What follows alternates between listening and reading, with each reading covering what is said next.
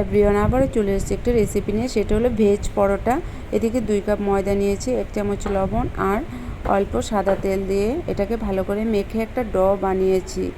Do থেকে আমি 5টা লেচি কাটবো পরে।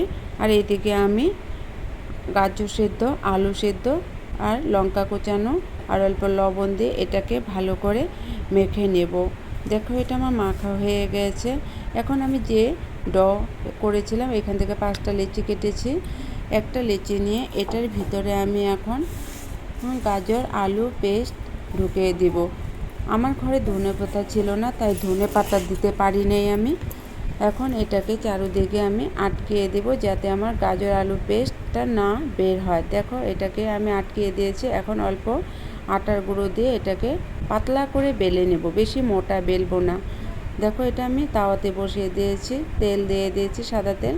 গ্যাসের ফ্লেমটা কমিয়ে দিব, এটাকে আমি ভাজবো, এই পিট ওই পিট করে দেব।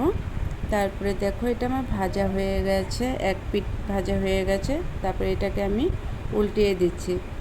এখন এদিকে আমার এটা প্রায় হয়ে গেছে, আমি নামিয়ে দেব। বাচ্চাদেরকে টিফিনে দিতে পারো, সবসময় বাচ্চারা এক টিফিন খেতে ভালোবাসে না, এইভাবে বানিয়ে দিবে, সস দিয়ে খেতে ওরা খুবই ভালোবাসে। তোমাদের যদি ভালো লেগে থাকে তাহলে একটা লাইক কমেন্ট করবে প্লিজ। Thank you.